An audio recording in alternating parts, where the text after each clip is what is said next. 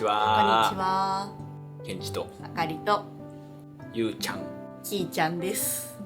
ゆうちゃんときーちゃんは昨年の12月に生まれた二卵性の女の子の双子です。はい。以前の動画で第2子のきーちゃんの方に先天性の障害があるという発表をさせていただきました。その障害っていうのは右足が欠損しているっていうところと、左足は先天性の内反則、あとは両手の指にも一部欠損があったり障害があります。でこの障害の原因なんですが、先天性高薬輪症候群というものが原因と考えられています。この高薬輪症候群っていうのは、妊娠中に羊膜の一部が何らかの原因で剥がれたり輪っかになったりして、作られる段階の手足に結びつくことで、そこから先が形成されなかったりくっついてしまったりするような症状が出るものです。きーちゃんの場合はそれが右足の根元のところに巻きついたり、または手の指に巻きついたりして、形成されなかったと考えられています。でこの障害について私たちも妊娠中にいろいろ情報を調べたんですが、なかなか出てこなくてすごい不安だったので、動画で発信することで、誰かの参考になったらいいなという思いもあって、以前の動画を出させていただきました。はい、すごい反響でたくさんの方に見ていただきました。同じような高薬輪症候群の障害をお持ちの方や、その親御さんだったりとか、本当にたくさんの方からもコメントをいただきました。で実際に高薬輪症候群の方からこういう生活で困ったところだったりとか、悩んだことだったりとか、実体験のお話もたくさん聞けて本当に参考になりました。ありがとうございました。ありがとうございます。内容がセンシティブなものだったので、ああいう動画を上げると皆さんからどういう反応が返ってくるかっていうのは不安な部分もあったんですけど、たくさんの方が応援コメントや励みになるコメントをくださいまして、僕たちもすごい勇気をもらいました。なかなか普段の生活では同じような障害を持っている方に出会うことがないので、本当に動画を出してよかったなと思っています。はい、で今回の動画では以前の動画で少し触れたんですが、きーちゃんの障害が分かった妊娠中に受けたスクリーニング検査について詳しくお話ししようと思います。はい、実際にそのスクリーニング検査を受けた時のエコー動画もあるので、それも見ながら説明したいと思います。はい、でまた現在きーちゃんは左足の内反則の治療をしているので、その経過についてもちょっとお話ししたいと思います。はい、まずはそのスクリーニング検査についてお話したいと思います。私たちはこの検査を妊娠19週の頃に受けました。通常の妊婦検診でも超音波のエコー検査ってするんですけど、それとは別でもっと長い時間をかけて、先天性の疾患があるかどうかだったりとか、体がちゃんと成長しているかっていうのを見るような検査になります。通常の妊婦検診とは別で受ける形なので、費用も自己負担、実費での検査となります。私たちの場合なんですけど、双子だったので、双子の妊婦検診ってどこのクリニックでも受けてもらえるわけではなくて、小さなクリニックだったりとかだと断られることも多かったです。双子だとハイリスク扱いになるので、 NICU のある総合病院での妊婦検診を勧められることが多かったです。私も実際に通常の妊婦検診っていうのは総合病院の方で受けていました。でその妊婦検診を受ける中で、病院の先生から双子なのでこのスクリーニング検査を受けた方がいいと思いますというふうに勧めもあって受けることにしました。はい、費用はだいたい5000円から1万円ぐらいで受けれるところが多いかと思います。ただそういう小さいクリニックとかではやってないところも多くて、全ての病院で受けられるような検査ではありません。費用は1人当たりになるので、僕たちの場合双子なのでかける2で、だいたい1万5000円ぐらいだったかな、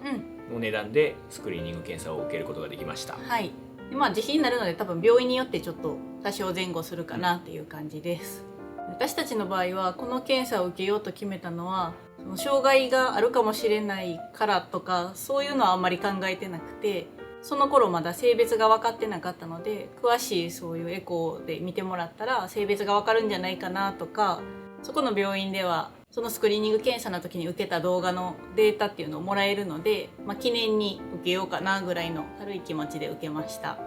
自費になるので、もしかしたら受けない妊婦さんもいるかと思います。はい、私も妊娠するまでこの検査については全然知らなくて、もし個人のクリニックとかでやってないところだったらもう何も知らないまま出産を迎えていたかもしれないなと思っています。私たちが通っていた病院ではこのスクリーニング検査っていうのは初期、中期、後期と3回ありました。私たちが受けたのは中期のものになります。妊娠中に受けれる検査っていうと他にもいくつかあるんですけど、有名なものでいうと NIPT と言われる出生前診断の検査があります。それは受けませんでした。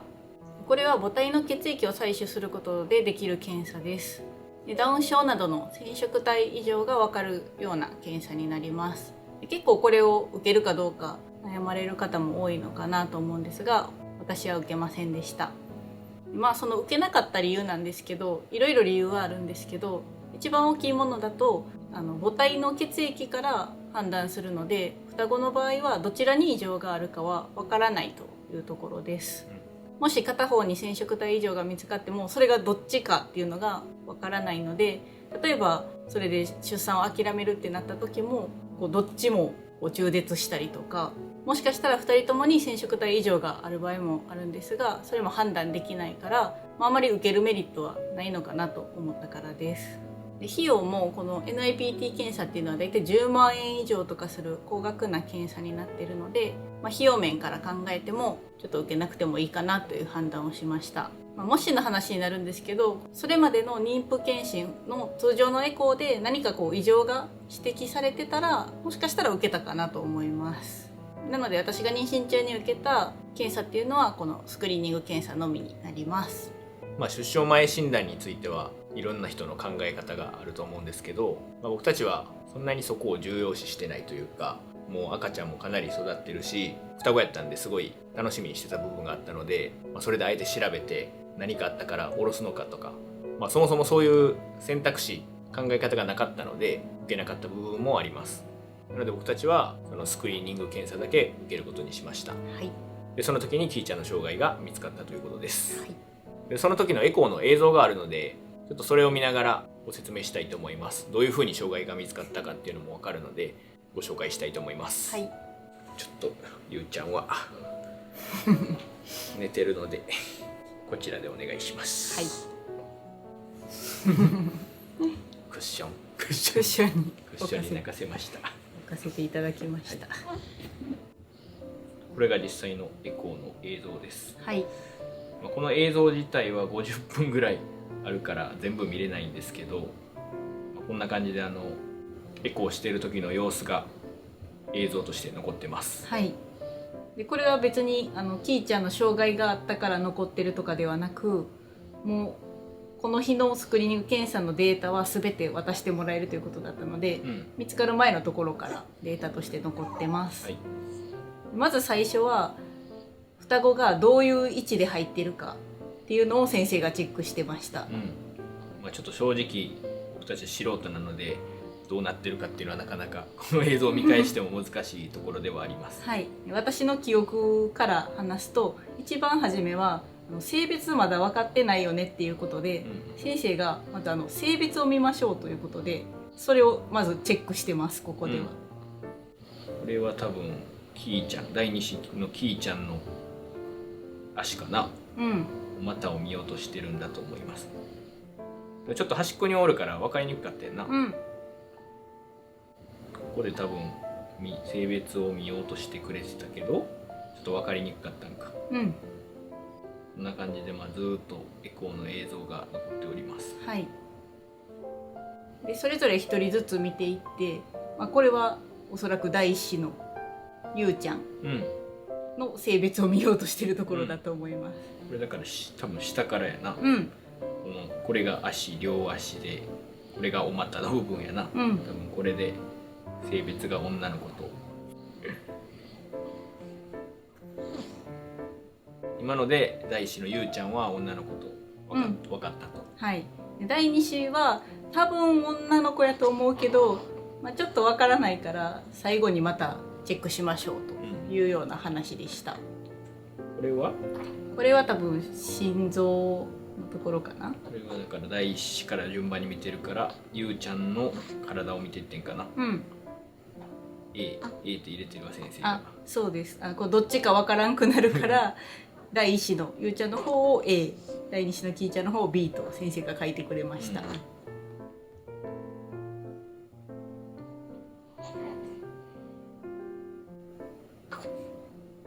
これは血流がちゃんといってるかとか、そういうのをチェックしてます。胎盤の状態とか脳の部分とか、あとはまあ大きいところでいうと心臓の部屋がちゃんと作られてるかとか、そういうところを詳しく見ていてくれました。これは頭かな。頭の大きさを測ってますね。でお腹の大きさも次多分測ってます。で次に大腿骨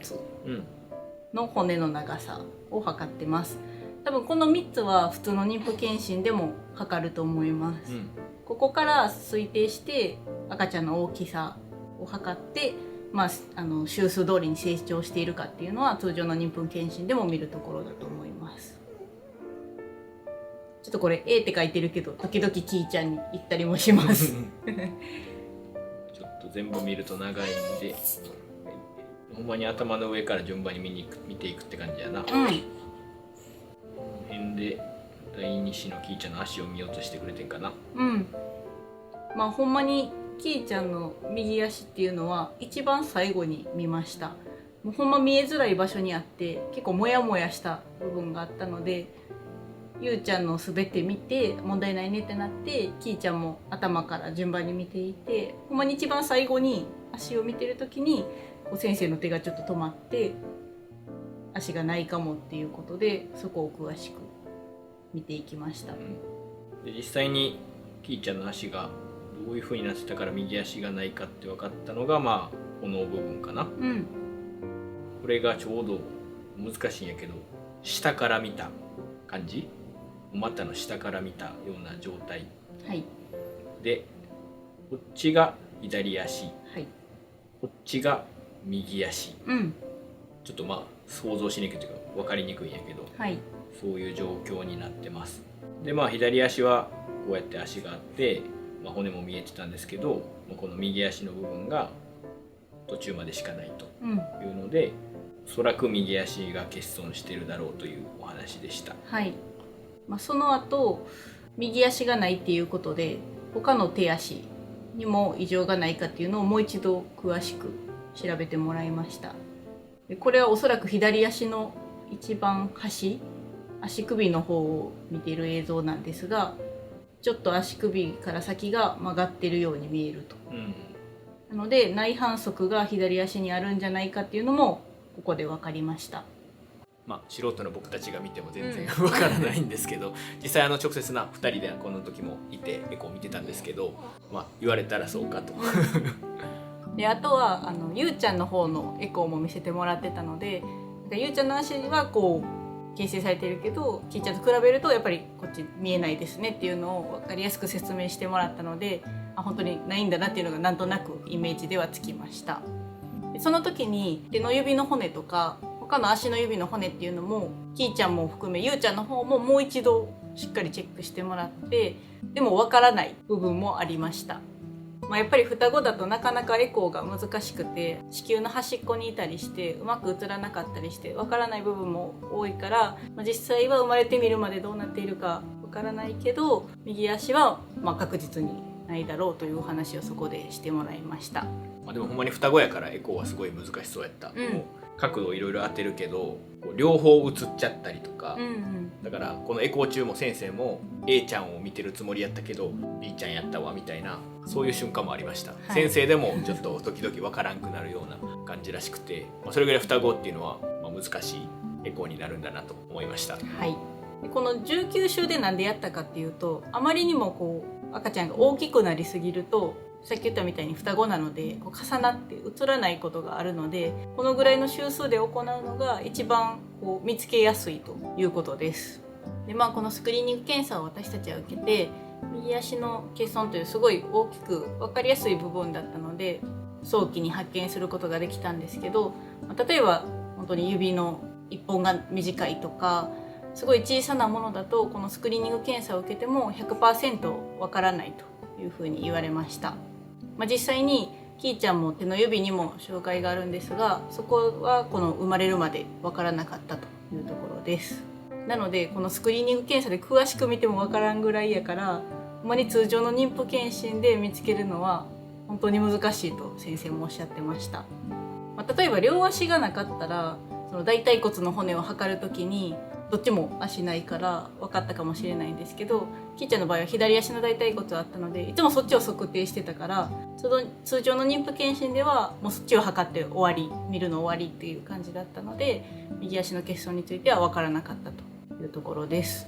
通常の妊婦検診だとそんなに時間をかけてエコーにしないんで、先生も足が見えて足の骨が見えたらもうそれを測って計測していくっていう感じなんで、それが両足あるかっていうのはわざわざ見ないところなので、このスクリーニング検査でしっかり見たから分かったというところです。はい、実際に同じような障害をお持ちの方からコメントいただいたんですけど、ほんまに生まれるまで分からなかったという方もたくさんいらっしゃいました。以上が中期のスクリーニング検査のお話をさせていただいたんですが、最後に今現在治療中の左足の内反則の話も少しさせていただければと思います。はい、で前回の動画で最後に足を移してギプスを巻いてますというお話をさせていただきましたが、現在もその治療は続けています。はい、内反則の治療は年明けから始めて週に1回ギプスを巻き直しに病院に行ってます。幸い内反則自体はそんなに重症じゃないらしいので、先生の話だと6回ギプスを巻き直せば、角度としては通常の角度に戻ると。ただその後内反は戻るんですけど、ちょっとつま先立ちみたいな形で戻ってしまうので、最後にアキレス腱を切る手術を行うということです。で実際キーちゃんはもう3回巻き直して今4回目のギプスをしております。はい、なのであと2回ギプスを巻き直します。でその後手術が決まりました。内反則の治療は結構生まれてすぐやるパターンが多いらしくて、キーちゃんの場合も生後2週間から始めるという話もあったんですが、ちょっと年末年始にかかるところだったので、キーちゃんの場合は年明けから始めました。なので結構ほんまにこんな早いんやっていう感じでした。でも実際1回目ギプス巻いて、家でその後外すんですけど、で外した時に見たら結構1回でも外に向いてました。はい、かなり足の角度がもう素人の私たちが見ても明らかに角度が変わってるなっていうのが分かりました。赤ちゃんやから足もまだそんな硬くないからな、すぐ戻ってる感じではありました。なので一旦そのギプスが6回終わってアキレス腱の手術が終われば、内反則の治療自体はとりあえず終わりなんかな。一旦これで終わって、あとは経過観察という風になります。そのアキレス腱の手術っていうのは2泊3日で入院して行うようです。手術自体は1日なんですけど、その前後、経過観察だったり手術前の検査というのがあるので2泊3日になるということらしいです。全身麻酔で手術するみたいやから、ちょっともう生後まだそんなに経ってないのに手術をしないといけないんで、かわいそうではあるんですけど頑張ってもらいたいと思います。はい、その他の手足に関しては今すぐに治療はもうしないということになります。なので病院通いはそれで一旦ちょっと終わるかな。やっぱりまだ歩けない赤ちゃんなので義足とかもすぐには考えません。整形外科の先生の話では、他の赤ちゃんが歩き出す1歳とかそれぐらいになってから考えましょうというふうに言われてます。なのでもうその内反則の手術が終わったらしばらくは治療は何も必要ないので、他の赤ちゃんと同じように過ごすことになります。また手術が終わったりとかしたタイミングで経過もまた報告できたらなと思います。はい、ということで今回はスクリーニング検査のお話と内反則の治療のお話をさせていただきました。はい、で実際にこの出生前診断を受けるかどうか迷ってる妊娠中の方から DM をいただいたりして、この検査を受けてよかったですかっていう話を言われたんですけど、結果論にはなるんですが、私はこの中期のスクリーニング検査っていうのを受けてよかったなと思ってます。19週という早い段階で症状が分かったので、そこから心の準備をする時間もたくさんあったし、情報が少ないとはいえ調べることもたくさんできたので、心の準備が結構できたのはすごい良かったなと思います。本当にこういう手足の障害って生まれてから分かるパターンもたくさんあるんだなって多くの方からコメントをいただいて知ったんですけど、やっぱり産後って結構メンタルが落ちたりとか、通常より涙もろくなったりとかするし、しかも育児もしないといけない中で障害が分かるっていうのは結構メンタル的にきつい部分もたくさんあると思うので、全てが分かるわけではないけど、大きな障害っていうのは見つかりやすいので、悩まれている方は受けてもいいんじゃないのかなと私は思います。今後もキーちゃんの障害については何か進展があったりとかお話したいことがあれば都度動画を上げていきたいと思います。その他2人の日常だったりとか成長っていうのも動画で発信していこうと思いますので、ぜひ他の動画も引き続き見ていただけたら嬉しいです。はい、それでは最後までご視聴いただきありがとうございありました。がとうございました。バイバーイ。バイバーイ。